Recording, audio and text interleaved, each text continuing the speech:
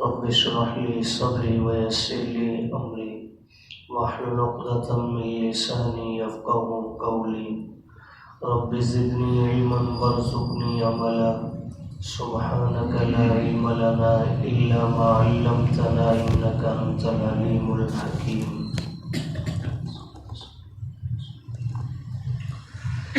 إذ قال ربك للملائكة، یاد کیجئے وہ وقت جب فرمایا تیرے پروردگار نے فرشتوں سے، انی خالق بشرا من طین، کہ بے شک میں پیدا کرنے والا ہوں انسان کو مٹی سے، فَإِذَا سَوَّيْتُهُ، پس جب میں اسے برابر کر دوں، وَنَفَخْتُ فِيهِ مِن رُوحِي، اور پھونک ڈالوں اس میں اپنی روح، فَقَعُوا لَهُ سَاجِدِينَ، پس گر پڑو تم اس کے سامنے سجدہ کرتے ہوئے، فَسَجَدَ الْمَلَائِكَةُ كُلُّهُمْ أَجْمَعُونَ، پس سجدہ کیا تمام کے تمام فرشتوں نے، الا ابلیس، سوائے ابلیس کے، استکبر وکان من الکافرین، اس نے تکبر کیا اور وہ تھا ہی کفر کرنے والوں میں سے. قال، اللہ رب العزت نے فرمایا، یا ابلیس، اے ابلیس، ما منعک، کس چیز نے تجھے روکا، ان تسجد، اس بات سے کہ تو سجدہ کرے، لما خلقت بیدی، اس کے سامنے جسے میں نے اپنے ہاتھوں سے بنایا، استکبرت، کیا تو نے تکبر کیا، ام کنت من العالین، یا تو ہے ہی بلند لوگوں میں سے. قال انا خیر من، کہنے لگا میں بہتر ہوں آدم علیہ السلام سے، خلقتنی من نار، آپ نے مجھے بنایا آگ سے، وخلقتہ من طین، اور انہیں پیدا کیا ہے مٹی سے.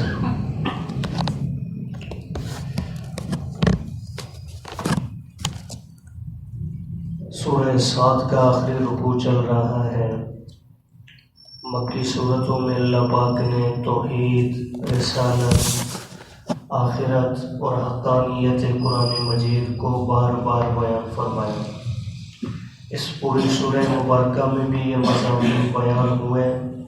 سورت کی ابتدا اور سورت کی انتہا میں بطور خلاصہ اللہ ان مضامین کا اعادہ فرماتے ہیں.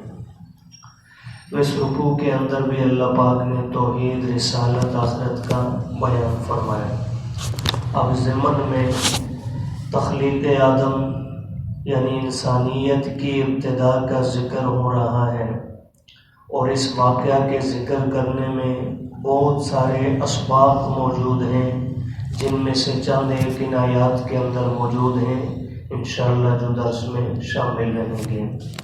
تو اللہ نے حضرت آدم علیہ السلام کے پیدا کرنے کا جو اظہار فرمایا فرشتوں کے سامنے، اختصار سے اس کا یہاں بھی ذکر فرمایا. فرمایا یاد کیجئے وہ وقت، اذ قال ربک، جب فرمایا تیرے رب نے، للملائکۃ، فرشتوں کے سامنے، انی خالق بشرا من طین، کہ بے شک میں پیدا کرنے والا ہوں انسان کو مٹی سے. ملائک اور جنات اس سے پہلے ہی اللہ نے انہیں وجود عطا فرما رکھا تھا. ملائک کی ابتدا تو بہت پہلے تھی، کئی ہزار، 100 سال برس پہلے انسان سے ملائکہ کو اللہ نے وجود عطا فرمایا. جنات کی تخلیق بھی ہو چکی تھی. اب ان دونوں کی تخلیق میں اللہ نے ایک کو نور سے پیدا فرمایا، فرشتوں کو، اور اللہ نے جنات کو نار سے پیدا فرمایا. اور تیسرا اللہ پاک نے جو اپنا مخلوق میں سے فیصلہ فرمایا، ان دو کی موجودگی میں پیدا کرنے کا، اس کے لیے اللہ نے خمیر تیار کی مٹی سے، جس کا اظہار اللہ پاک صاف یہاں فرما رہے ہیں، اور یہی قرآن مجید کی ان آیات کی تعلیمات بھی ہیں۔ اس کے خلاف نظریہ سوچ رکھنا یقیناً یہ قرآن مجید کے خلاف سوچ رکھنے کے مترادف ہے۔ اب اللہ صاحب فرما رہے ہیں کہ جب اللہ نے فرشتوں کے سامنے کہا کہ میں بنانے والا ہوں انسان کو مٹی سے، تو معلوم ہوا سارے کے سارے انسان کس سے بنے گی؟ یہ انسانیت کی ابتدا ہے، حضرت آدم علیہ السلام، اور یہ کوئی عام انسان نہیں، ابو الانسانیت بھی ہے، اور ساتھ ساتھ اللہ پاک نے ان کو نبی بھی بنایا۔ تو معلوم ہوا انسان بھی مٹی سے بنا اور نبی بھی مٹی سے بنا ہے۔ سارے کے سارے انبیاء بشر میں سے ہیں، انسانوں میں سے ہیں، اور ان کی تخلیق میں اللہ نے جو مادہ استعمال فرمایا وہ کیا ہے جی؟ مٹی۔ اب یہ قرآن مجید کہہ رہا ہے۔ اب یہاں تھوڑا سا ایک اللہ نے یہ واقعہ آگے تفصیل سے آ رہا ہے، ابلیس کو بھی ایک دھوکہ لگا ہے، اور وہ دھوکہ کبھی کبھی ہمیں بھی لگنے لگتا ہے۔ ہم کبھی سوچنے لگتے ہیں کہ شاید نور کا مادہ یا نار آگ کا مادہ شاید مٹی سے افضل ہے، حالانکہ ایسی بات نہیں۔ ان تین مادوں میں سب سے افضل مادہ کون سا ہے جی؟ مٹی ہے۔ ان تین مادوں میں سب سے افضل مادہ کون سا ہے جی؟ مٹی ہے۔ اگر مٹی کے علاوہ کوئی اور مادہ افضل ہوتا تو اللہ باقی انسانیت تو اپنی جگہ پر ہے، اللہ اپنے پیارے حبیب کو بھی اسی مادے سے بناتا صلی اللہ علیہ وسلم۔ اللہ ساری انبیاء کا وجود اس مادے سے تیار فرماتا، تو اللہ نے نبیوں کو جو وجود عطا کیا ہے اس کے لیے مادہ استعمال ہوا ہے مٹی، تو معلوم ہوا یہ نور سے بھی اعلیٰ ہے، نار سے بھی اعلیٰ ہے۔ اور یہی وجہ ہے یہاں اگرچہ نور کا ذکر نہیں، لیکن اس واقعہ میں ضمناً اللہ نے مٹی کی فوقیت بتلا دی ہے۔ وہ کیسے؟ اب حضرت آدم علیہ السلام بنے مٹی سے، دو پہلے سے موجود ہیں، ایک میں سے ابلیس کا یہاں ذکر موجود ہے، یہ جنات میں سے، کان من الجن، قرآن مجید کے اندر یہ لفظ موجود ہے، یہ جن تھا، جنات میں سے تھا۔ اللہ نے عبادات ریاضات کی بنیاد پر اسے ملائکہ کی سرداری بھی عطا فرمائی ہوئی تھی، لیکن اس بدبخت سے ہضم نہ ہوئی۔ کبھی کبھی لوگوں کو عزت ہضم نہیں ہوتی، اور نتیجہ پھر یہی نکلتا ہے، مردود راندہ درگاہ ٹھہرتے ہیں۔ تو اس لیے عزت کو ہضم کرنا یہ بڑی چیز ہوتی ہے۔ اللہ عزت عطا بھی فرمائے، اسے سنبھالنے کی بھی توفیق عطا فرمائے۔ تو اللہ پاک نے جب حضرت آدم کو بنا دیا، اب دو پہلے سے موجود ہیں، نار والا بھی ابلیس اور نور والے ملائکہ سارے کے سارے۔ اب اللہ نے سب کو حکم دیا ہے، فَقَعُوا لَهُ سَاجِدِينَ، یہاں لفظ موجود ہے، فرمایا گر پڑو اس کے سامنے سجدہ کرتے ہوئے۔ اب سجدہ کیا جاتا ہے بڑے کے آگے، سجدہ کیا جاتا ہے جی کس کے آگے؟ اب عمر کے لحاظ سے دیکھیں تو میں نے کہا ہزاروں سال کا فرق ہے، ملائکہ پہلے بنے ہوئے، آدم علیہ السلام کا وجود آج بن رہا ہے۔ عمر کے لحاظ سے تو بڑے وہ ہیں، لیکن اللہ دکھا رہے ہیں کہ مرتبے کے لحاظ سے یہ مٹی سے بننے والا نور والے سے بھی اعلیٰ ہے اور نار والے سے بھی۔ اس لیے اللہ انہیں فرما رہے ہیں کہ اس جدول آدم، میرے آدم کے سامنے کیا کرو جی؟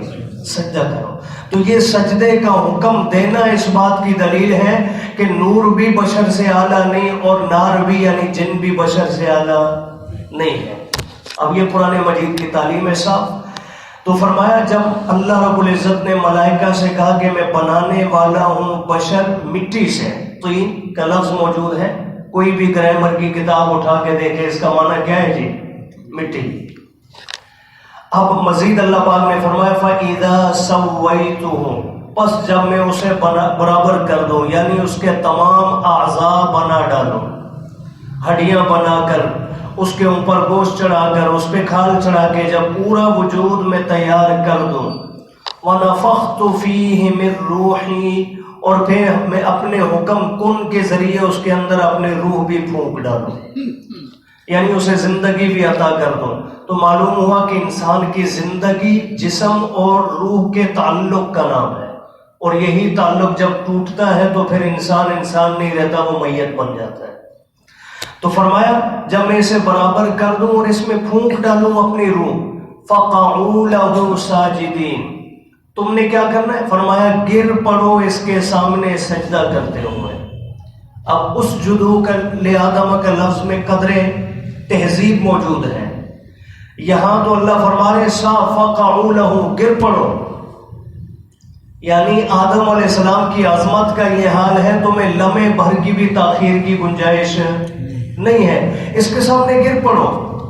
فَسَجَدَ الْمَلَائِكَةُ كُلُّهُمْ أَجْمَعُونَ، فرشتے سب کے سب نے سجدہ کر دیا۔ معلوم ہوا فرشتوں میں سے کوئی ایک بھی بچا نہیں، الا ابلیس، سوائے ابلیس کے۔ یہ بدبخت بھی تھا تو وہاں پر موجود، اگرچہ فرشتہ تھا نہیں، لیکن چونکہ عظمت اللہ نے اس کو بھی عطا کی ہوئی تھی عبادت ریاضت کی بنیاد پہ، اس نے سجدہ نہیں کیا۔ اور سجدہ کیا کیوں نہیں؟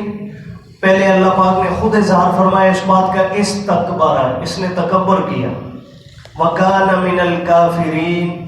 اللہ فرما رہے باقی دنیا کو، مخلوقات کو تو آج پتہ چلا کہ یہ ہر وقت سجدہ کرنے والا، ہر وقت تسبیح کے دانے رولنے والا، ہر وقت ریاضت کرنے والا، دنیا کو تو آج پتہ چلا ہے کہ یہ کافر ہے، اس نے سجدہ نہیں کیا۔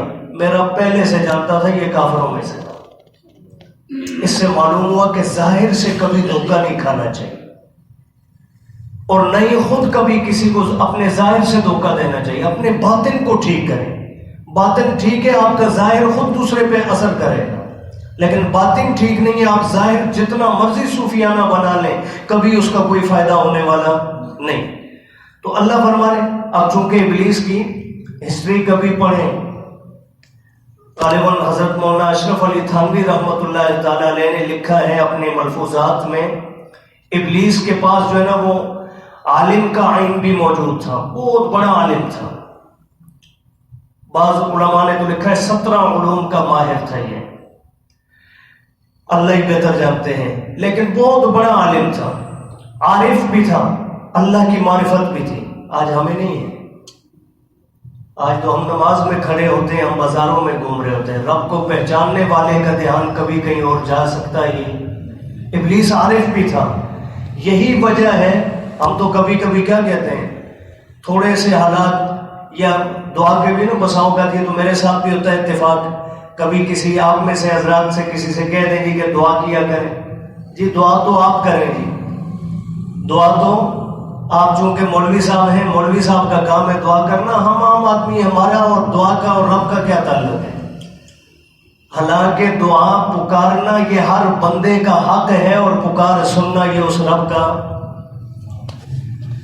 اس لیے پکاریں اپنے رب کو، جتنے بڑے گناہگار ہیں آپ اسے پکاریں، اس رب کو اتنا ہی پیار آتا ہے آپ کو۔ کہیں شرط نہیں لگائی کہ متقی مجھے پکاریں گے تو میں دعائیں قبول کروں گا، اور گناہگار پکاریں گے میں سنوں گا نہیں، کہیں بھی نہیں ہے۔ اس لیے اللہ کو پکارنا چاہیے۔ تو اب دعا کریں، اللہ سے مانگے تو اللہ ضرور پکار کو سنتے ہیں۔ تو اللہ پاک فرما رہے ہیں فَسَجَدَ الْمَلَائِكَةُ كُلُّهُمْ أَجْمَعُونَ إِلَّا إِبْلِيسَ، سوائے ابلیس کے، استکبر، اس نے تکبر کیا، وَكَانَ مِنَ الْكَافِرِينَ، تھا ہی کافروں میں سے۔ تو میں عرض کر رہا تھا یہ عارف بھی تھا، اللہ کی معرفت بھی تھی کہ جب میرے رب نے اسے مردود کر دیا، نکل جائے ادھر سے، میری آنکھوں کے سامنے نہ آتا، لیکن اس کے باوجود کیا کہہ رہا ہے؟ آج کے الفاظ بھی اگلے آنے والے درس میں آئے گا، اے اللہ مجھے مہلت دے دیں۔ اب باپ بھی گھر سے نکال رہا ہو نا بیٹے کو مار کے، ناراض ہو سخت قسم کا، تو کیا بیٹا اس وقت ڈیمانڈ کرے گا ابا جی وہ ایک مکان تو میرے نام پہ کر دیں؟ اسے پتہ ہے بھی باپ غصے میں ہے، یہ مجھے کہاں چھوڑے گا، لیکن ابلیس اتنا رب کے بارے میں جاننے والا ہے کہ میرا رب شدید غصے میں ہو تب بھی اللہ کی رحمت جدا نہیں ہوتی، اس لیے اس وقت بھی مانگ لی جو مانگنی تھی، اس بدبخت کے مقدر ہی میں یہی تھا، اس نے مانگ لی اللہ مجھے مہلت دے تاکہ اپنی خباثت تو خوب پھیلا سکوں، اللہ نے مہلت دے بھی دی اسے۔ تو بہرحال عارف بھی تھا، لیکن لکھا ہے کہ یہ عاشق نہیں، عابد بھی تھا، یہ عبادت گزار اتنا بڑا تھا، لکھنے والوں نے لکھا ہے، حقیقت رب جانتے ہیں کہ جنت کے اندر اتنا سا حصہ بھی 4 انگلیوں کے برابر نہیں تھا جہاں اس نے اپنی زمین نہ ٹکائی ہو سکتے ہیں، چپے چپے پہ سجدہ کرنے والا اتنا بڑا عابد، لیکن عاشق نہیں تھا. عاشق مزاج وہ ہوتا ہے جو کبھی ہیلے حجت تعویل نہیں، آج وجہ نہیں پوچھتا کہ کیوں کہا، بس حکم مل گیا تو کر دیا جو ملا ہے، سمجھ میں آئے یا نہ سمجھ میں آئے. تو فرمایا عابد بھی تھا، عالم بھی تھا، عارف بھی تھا، لیکن یہ عاشق اللہ سے محبت کرنے والا نہیں تھا، اس لیے جو ڈٹ گیا.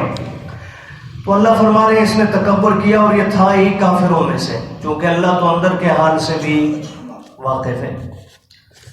اب اللہ پاک نے خود ابلیس کو مخاطب کر کے سوال فرمایا، قال یا ابلیس، اے ابلیس، ما منعک. اب خود تو رب جانتے تھے سوال کا یہ مطلب نہیں، حالانکہ میں اور آپ سوال کریں تو ہم علم کے لیے، نالج کے لیے سوال کرتے ہیں کہ ہمیں پتہ نہیں، آپ ہمیں بتلا دیں. اللہ رب العزت کا سوال علم کے لیے نہیں ہے. اللہ رب العزت کا سوال ابلیس کے اندر کو دنیا کے سامنے ظاہر کرنے کے لیے ہے کہ میں تو جانتا ہوں رب، لیکن دنیا کو بھی پتہ چلے کہ اس بدبخت نے انکار کیا کیوں. تو سوال فرمایا ما منعک، کس چیز نے تجھے روکے رکھا، ان تسجد، سجدہ کرنے سے، لما خلقت بیدی، اس کے سامنے جس کو میں نے اپنے ہاتھوں سے بنایا. یہاں لفظ ہاتھوں کا استعمال ہوئے، لیکن میرے آپ جیسے ہاتھ، اس لیے بعض مترجمین نے ترجمہ کیا ہے جس کو میں نے اپنی قدرت خاص سے بنایا. ہاتھوں سے مراد کیا ہے جی؟ اللہ کی ساری کائنات کو رب نے بنایا، لیکن بعض چیزوں میں اللہ نے فرشتوں کو استعمال فرمایا. کائنات کے بنانے میں اللہ نے فرشتوں کو استعمال فرمایا، لیکن انسان کی باری ہے تو اللہ نے فرمایا نہیں، میں اپنے قدرت کے ذریعے اس کو پیدا کروں. یہ نہیں کہ باقاعدہ طور پر جو ہے نا اس کا خمیر گوندا گیا اور تیار کر کے اور پھر جو ہے نا نئے ڈال نقشے بنائے گئے، ایسا نہیں. اپنی قدرت سے میرے رب نے وجود عطا کیا. یہ بھی اللہ پاک نے، آپ دیکھیں کسی فرشتے کو اللہ نے ان الفاظ کے ساتھ ذکر نہیں فرمایا کہ میں نے فرشتوں کی تخلیق یوں فرمائی. جنات کے لیے نہیں ہے، یہ مٹی سے بننے والے بشر کے لیے اللہ فرما رہے میں نے خود بنایا ہے. تو فرمایا استکبرت. اب اللہ اس سے سوال فرما رہے ہیں کیا تو نے تکبر کیا ہے؟ یعنی میں تو جانتا ہوں تیرے اندر تکبر ہی ہے، لیکن خود بھی اظہار کر دے تو کیا سمجھتا ہے؟